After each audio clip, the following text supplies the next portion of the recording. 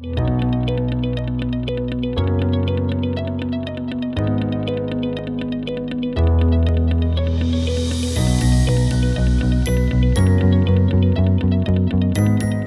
private sector needs to play an increasing role in addressing these food safety concerns.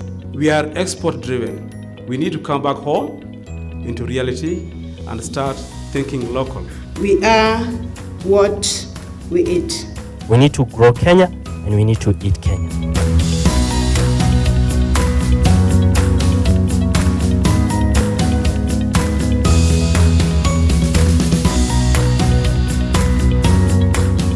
The Fresh Produce Exporters Association of Kenya, FPIC, and the Kenya Association of Small and Medium-Scale Fruits and Vegetable Exporters, KEFE, organized the first conference and exhibition for fruits, vegetables and herbs to discuss some of the emerging opportunities and challenges facing the sector on the 13th and 14th September 2017 at the Kenya School of Monetary Studies, Nairobi. I'm very happy that this first inaugural conference of vegetables and fruits has come at this time so that we can address some of the challenges we are facing and say that when this subsector is growing, it is growing in a structured manner, both from the private sector perspective and from the government perspective. Say that if we work together, we ensure that the growth in the vegetable and the fruit subsector is structured.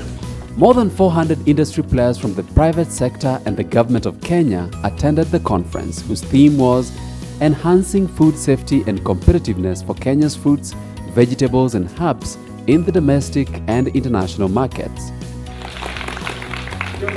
To set the ball rolling, policy gaps that affect food safety in this sector were highlighted on the floor during the opening plenary session. We are starting to see a trend where foodborne illnesses are crossing what we call the social divide. We have seen a shift that is telling us there is a weakness somewhere in the system, and we all need to look at it not just from an operational point of view, but also from a policy point of view. If we look at women and youth, in terms of policy, there is a disparity there. There is a disconnect in the sense that policies tend to be gender neutral, whereas in horticulture, the bulk of production activities are actually driven by women and youth. So that's a challenge. If they don't have as much ownership as men, then how will they contribute to the competitiveness of the sector? How will they take on board the need to be safe in terms of the practices that they implement? Sometimes I ask myself, who is responsible for food safety enforcement in Kenya? Is it the Ministry of Health? Is it the Ministry of Agriculture? Is it KEBS? Is it KEFIS? So nobody seems to know, and just as confused as many of us are, so nobody seems to know where the mandate sits. During the two-day conference meeting that was officially opened by the Cabinet Secretary for Agriculture, Livestock and Fisheries, the Honorable Willie Bett, a number of other food safety issues emerged, particularly in the domestic markets, where lack of compliance to market standard has been witnessed. Access to finance remains a big challenge, and several regulatory frameworks by the different regulatory agencies seem to be overlapping with one another, leading to poor implementation. We have regulations sitting in different departments, and if you look at them in detail, they are really good regulations, but perhaps because of the fact they are sitting in different places, to have a unified way of putting them together and addressing the problem has been a challenge. Most of our African governments are very good at formulating policies, but when it comes to actual implementation, it becomes a problem. And sub-departments are also on record of taking so long to formulate a policy. Meanwhile, issues are still going bad with the farmers. There's a gap for consumer advocacy in Kenya. If the enforcing agents are corrupted, we shall never have respect for the law of the land. So that is a big hindrance to compliance. With a devolved system of governance in Kenya, double taxation of produce from one county to another is also taking a toll on producers and different actors in the value chains, making the produce more expensive and uncompetitive. In terms of devolution, we are grappling with some issues. On one side, the issues to do with taxation. When you talk of taxation regimes across counties, when produce moves across counties, which makes the products more expensive and therefore uncompetitive, but you're also looking at the budgetary allocation to agriculture. It is recommended at 10%, but we are at about 5-6%, and then when you go down to the counties, the allocations then even shift dramatically. Whereas the country is doing very well on implementing food safety standards and regulations for the export markets, the domestic market is facing several challenges, including improper pesticide usage that is geared towards quantity production rather than quality. For us to export avocados, for us to export pineapples, for us to export other fruits, for us to export vegetables, there are certain standards we need to comply. But then the $1 million question comes in now. What about our local consumer? Does he have the ability to demand certain standards? There are already standards of the ones we export. But how can we borrow from the structures which we have put in place for the exported products into what is consumed locally? We're losing market because the demand for avocado is so big to the extent that the exporters book the avocados and actually buy them before.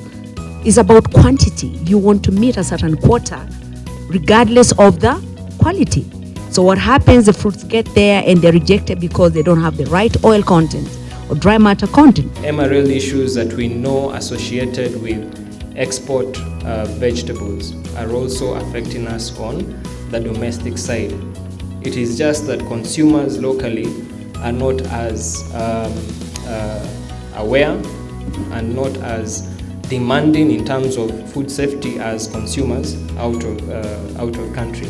So we want to actually shift that dialogue and get consumers to be empowered so that even in terms of policy review, consumers play their role, but from an informed perspective.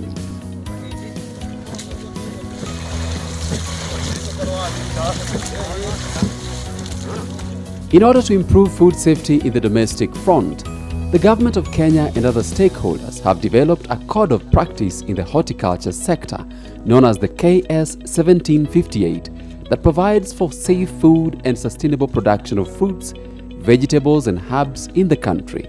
If we use the implementation of KS 1758 as one example of trying to fix it at the production level, will cost around 6,000 shillings to do that. So at this stage, for the average farmer, what's his reason to do that? As long as the buyers from that farmer, be it a supermarket chain or a processor, doesn't demand that certification and hopefully help the farmers to pay for it, there's no real motivation for the farmer to just spend 6,000 shillings and implement a improved production system. This code of conduct will not only ensure that the buyer doesn't take the produce and the money, but it also protects the consumer, promotes social welfare and conservation of the environment. Even if we have the KS 1758, is it a guarantee? Because if we had Global Gap and the other standards, and we still needed some other very serious form of regulatory controls to get to that place where things are contained, is it necessarily going to be that, with the KS 1758, we are going to be good to go? Globally, the trend in food safety management has shifted from enforcement of legislation and regulations. We are shifting away from government coming to stand at your doorstep to police you to comply with the requirements, to an aspect where the actors on the value chain have to be proactive in identifying what can go wrong, putting in place controls, and then government agencies only come to audit and ensure that the system is running and that the population is assured of safe food. Outside the conference room, there was a marketplace exhibition that provided several matchmaking opportunities for the participants to not only buy the products but also exchange contacts for further business engagements. Out of the interactions that we have had, I've learned a lot of things, particularly when it comes to certification of the food in terms of the local market and the export market. The conference is quite interesting because it has brought together a good mix of people. We have had academia involved, we have had development partners, we have had industry players and actors, input providers, farmers. So it brings together a wide range of participants and whose objectives were also pretty different. As the way forward, participants came to a conclusion that for food safety and competitiveness to be achieved in the domestic market, farmers need to register with extension officers on the ground. There is need for consumers to be sensitized on food safety standards. County governments need to invest more on agriculture. Financial institutions need to be more innovative.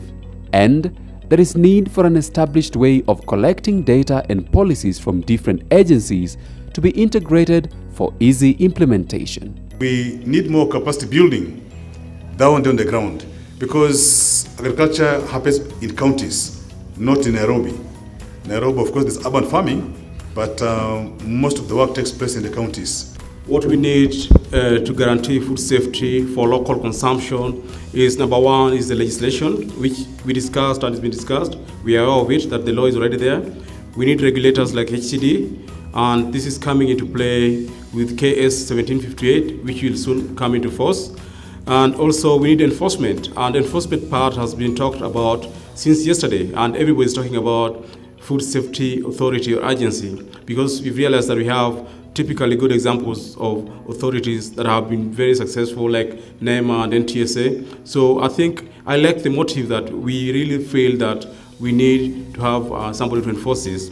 What needs to be done is to create more awareness in matters regarding safe food, and also make sure that we have alliances, consumer alliances that are more vibrant, more aggressive and proactive in terms of placing these demands to the handlers, the food handlers in the value chain. And as stakeholders in this industry, I really would wish to challenge you that let the standards which we apply in exporting these products be borrowed heavily and let us apply it locally.